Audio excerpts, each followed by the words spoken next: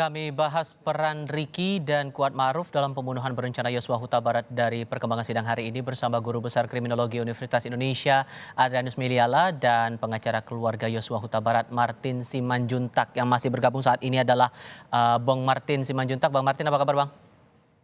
Kabar baik, selamat tahun baru. Masalah meeting of mind yang ditegaskan dalam sidang yang berlangsung hari ini untuk Riki dan Kuat. Tanggapannya?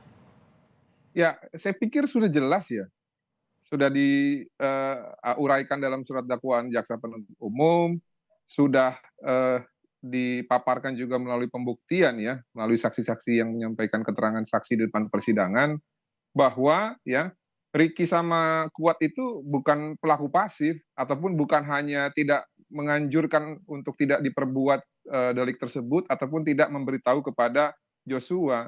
Namun justru ada keterkaitan yang bisa dibuktikan di depan persidangan bahwa mereka itu juga turut serta dan ikut aktif. Apa itu? Ya, kita perlu tahu bahwa si Riki ini apa sih tugasnya? Dia ditugaskan di Magelang. Buat apa dia pergi ke Duren 3?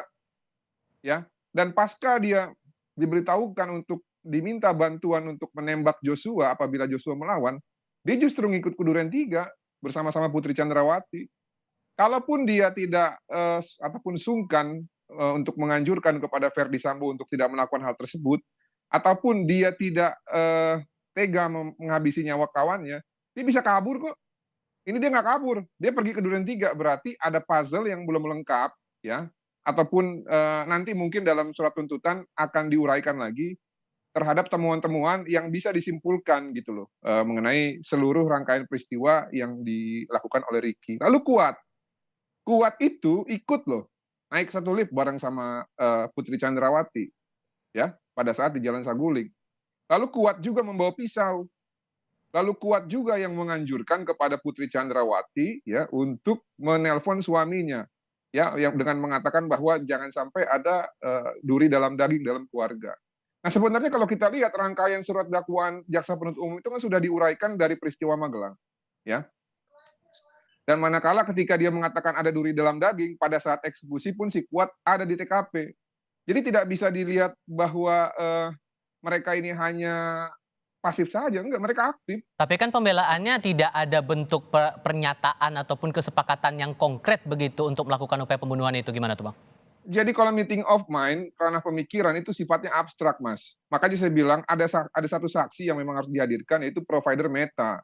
Saya yakin itu banyak percakapan mereka yang tidak terdeteksi, ya, itu melalui sistem elektronik yang kita sebut dengan provider WhatsApp, ya.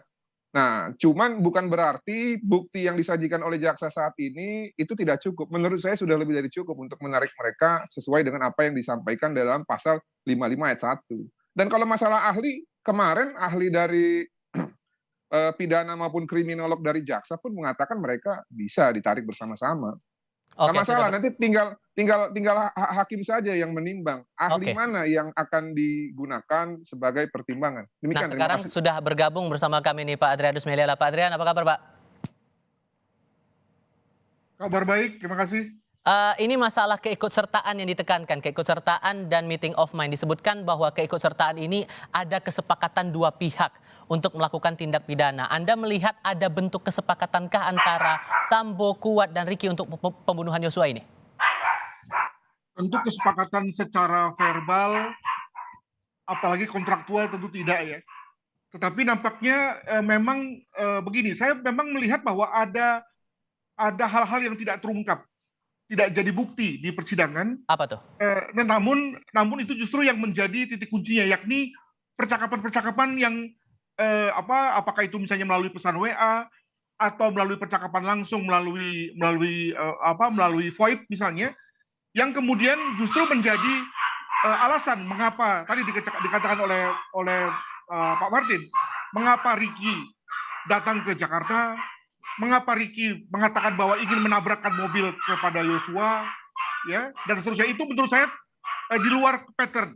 Jadi saya sebagai kriminologus percaya dengan patternnya, dengan pola ya. Nah, ketika polanya itu tidak begitu, lalu tiba-tiba ada begitu, dan pola yang keluar itu sesuatu yang cukup beruntun, maka kok oke lah dibilang dikatakan meeting of mind. Tapi saya berpendapat bahwa pasti ada sesuatu yang menyebabkan pattern itu berubah. Nah, sayangnya tidak terungkap di persidangan apa yang menyebabkan itu. Jadi saya setuju dengan satu notion atau satu anggapan bahwa memang keduanya ini berusaha betul untuk keluar dari dakwaan pembunuhan berencana. Namun kalau hanya mengandalkan pada status bahwa yang bersangkutan adalah orang bawahan dari Sambo, di mana kalau sebagai bawahan dia kemudian amat tersubordinasi dan tidak memiliki peran apapun, itu menurut saya akan amat lemah, ya. Apalagi ditandai dengan beberapa hal yang tadi disebutkan oleh Pak Martin maupun yang saya juga katakan. Demikian. Oke, kalau melihat dari fakta persidangan hari ini, disebut bahwa tidak ada upaya meeting of mind, kesepakatan antara banyak pihak untuk melakukan upaya pembunuhan berencana. Tapi kalau Anda lihat-lihat nih, apakah orang yang ada di TKP kejahatan bisa disebut turut serta juga itu melakukan tindak pidana? Ya tentu saya sebagai kriminolog beda ya dengan cara berpikirnya pidana ya, karena kalau pidana kan tentu jelas lebih membutuhkan konteks material ya yang lebih keras ya sehingga kemudian lalu dapat dibuktikan. Saya sebagai kriminolog tentu berpikirnya bahwa kalau sampai ada orang yang ada di TKP di luar dari polanya ya, tadi dikatakan oleh Pak Martin misalnya bahwa si Ricky ikut serta hadir ke Tanjung Duren Duren 3 maaf gitu ya. Padahal dia katanya menolak untuk ikut membunuh gitu ya. Itu kan sesuatu yang mengindikasikan bahwa sebetulnya ada perintah yang sudah pernah dilakukan tapi tidak muncul di permukaan begitu. Nah, itu bagi saya sudah cukup sebagai kriminolog untuk mengatakan bahwa sebetulnya minimal ada satu hidden language atau bahasa yang tersamar di antara mereka, di antara Sambo dan Ricky sebagai atasan dan bawahan untuk kemudian sama-sama mengerti tentang apa yang terjadi. Nah, masalahnya adalah bahwa sayang sekali ya tidak bisa terungkap di permukaan, namun secara kriminologis ya sebetulnya sudah ada satu benang merah di antara ketiganya dalam rangka oke lah kita sebut sebagai meeting of mind tersebut. Demikian.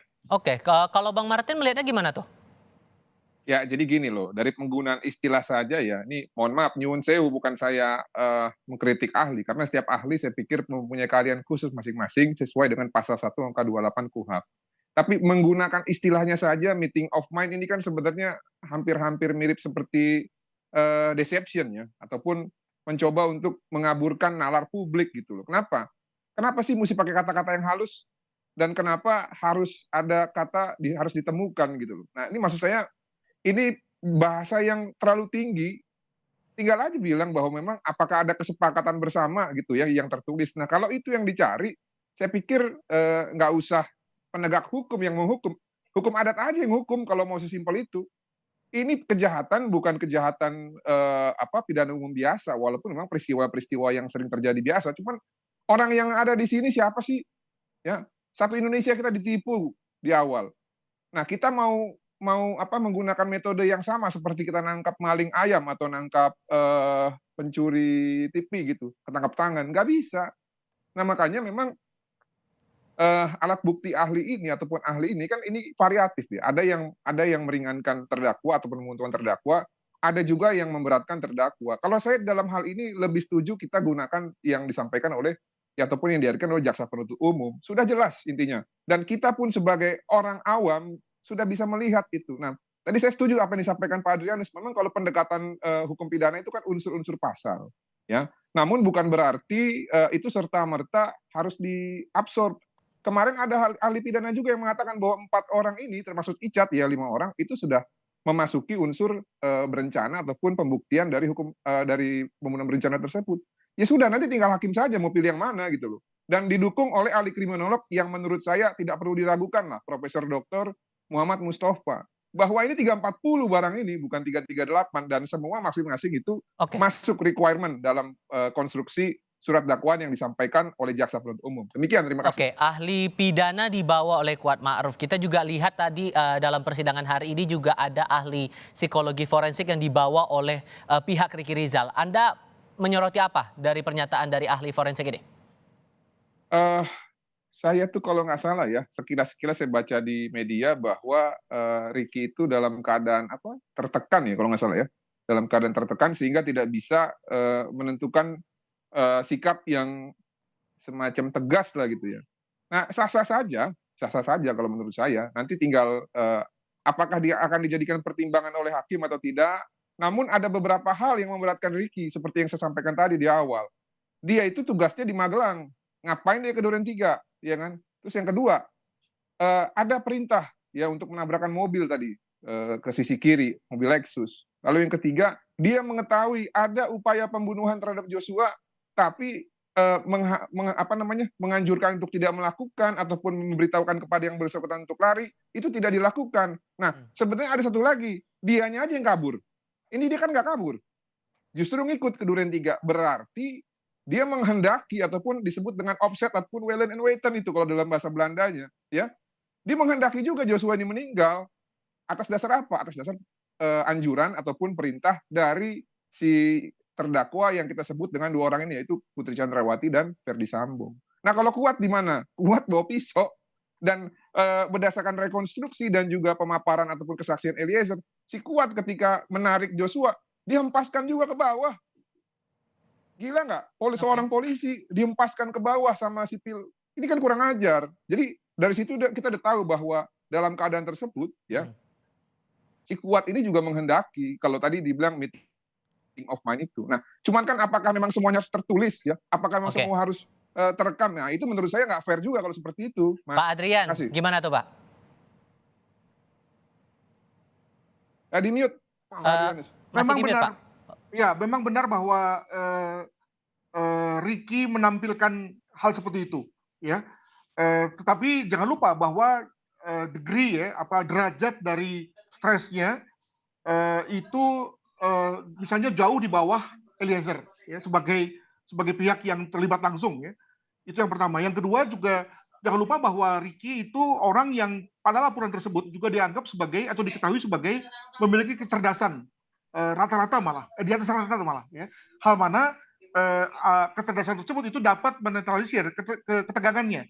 Dengan kata lain, pada saat dia tegang pun itu kecerdasannya dapat membuat yang bersangkutan tetap bisa berpikir rasional, ya. Sehingga dalam hal ini memang saya juga mengatakan bahwa pada saat dia misalnya dia diminta untuk datang ke Duren 3 bersama-sama dengan Sambo, itu sebetulnya ketenangannya atau kemampuan berpikir tenangnya yang kemudian mengarahkannya untuk ikut serta pada Sambo ketimbang stresnya, gitu ya. Nah, ini yang lalu membuat kemudian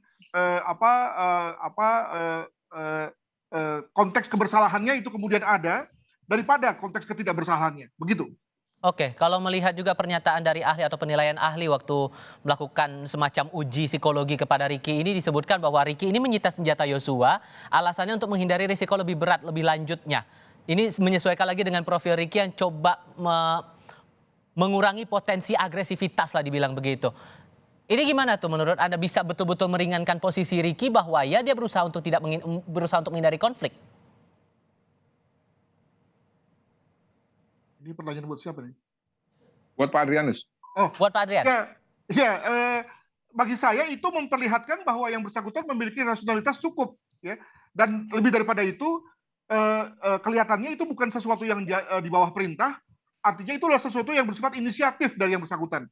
Nah, apakah inisiatif itu sesuatu yang memang hanya dalam rangka untuk membuat tidak adanya satu konflik, atau ya dalam rangka sesuatu yang lebih besar lagi, ya itu yang kemudian harus dikejar oleh hakim, ya. Tetapi yang jelas bahwa menunjukkan bahwa Ricky sebagai seorang senior itu memperlihatkan keseniorannya dalam bentuk tadi tindakan untuk membuat tadi para mereka-mereka yang berada di bawahnya itu kemudian tidak saling berseteru, gitu ya, yang ditandai dengan tadi mengambil atau menyita pistol Joshua, begitu.